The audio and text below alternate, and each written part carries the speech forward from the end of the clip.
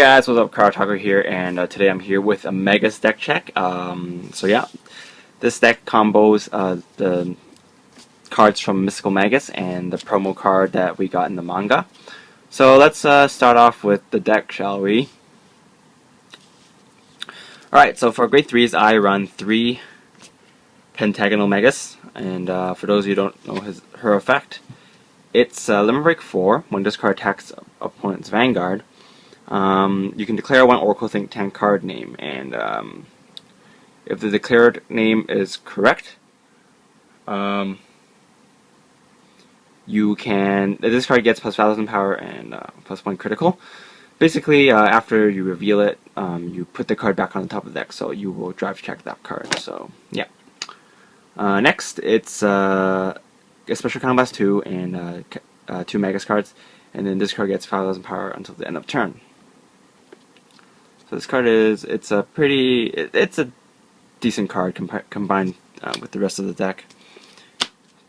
But yeah. So this deck combos. This deck revolves around declaring the top card of your deck and then revealing it. And one of the many ways you can peek at the top card of your deck is with cards like Hexagonal Magus. And she is the breaker out of the deck. For those of you who don't know the skill, it's Limit Break 4. When the Oracle Think Tank rides on top of this unit, you may look at the top 3 cards of your deck, add one of it to the top of your hand. You don't have to show it, and then put the rest in any order that you like. And then the Oracle Think Tank unit gets 10k power. So basically, you'll know what the top 2 cards of your deck is, and depending on that situation, you can do various different things, which is pretty cool. So that's the grade 3s. Grade 2s, I run 4 Stellar Magus. She is the main card, main revealer of the deck, I guess you can say. Her effect is in Vanguard or Rearguard Circle. So you can counterblast 1. When this card attacks the Vanguard, you can declare an Oracle Think Tank card name, and if the name is correct, you can add it to your hand. If not, you can unflip 1 damage, and that card goes back to the top of the deck. So basically, you're going to use her to look at the top card of your deck. Normally you don't want to add that card to your hand, but in the event that's something really useful, you could. But normally you just use it to declare an attack, to reveal the top card of your deck, and then you can know what the card is. Yep. So basically, if you call it wrong, you get to flip your damage back up. So that basically the whole point was just to look at the top card of the deck, because it did not really cost you anything. And then next, I run 3 Briatal Magus. Yeah, I don't really know how to pronounce that. Briatal?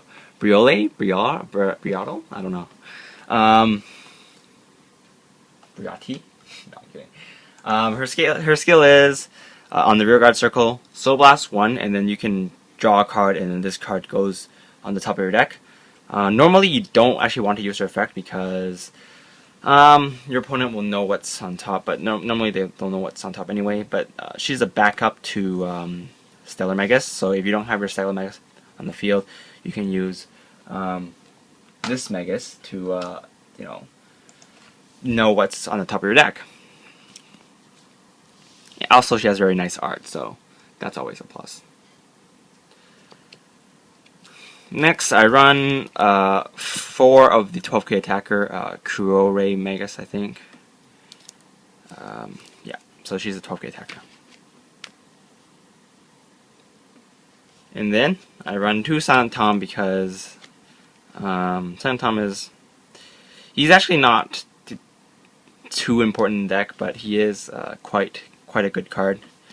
So I'm just gonna run him anyway because yeah.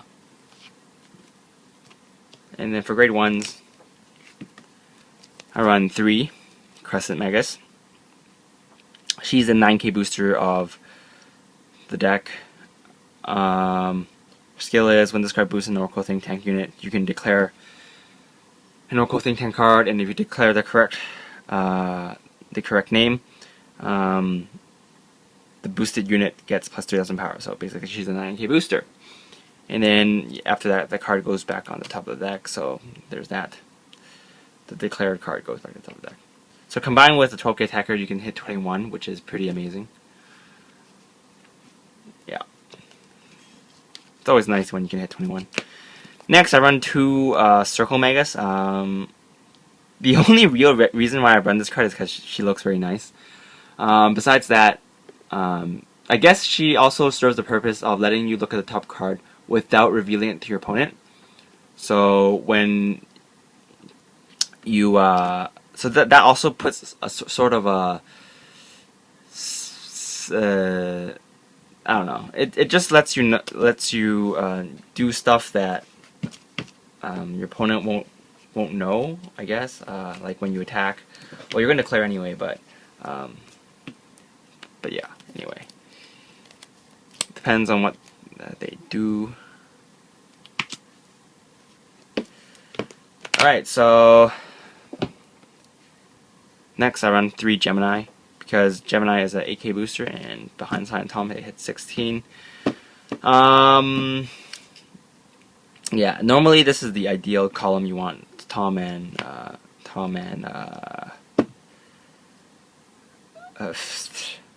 and what's his face? Oh God, Tom and Gemini. Yes, they're the 16k combo. So yeah. Next, I run 2 Weather Grill Milk. She's the 10k booster of the deck. When this card boosts an Oracle Think Tank unit, and you have 4 more cards in your hand, the boosted unit gets plus 4k power. So basically, it's a 10k booster.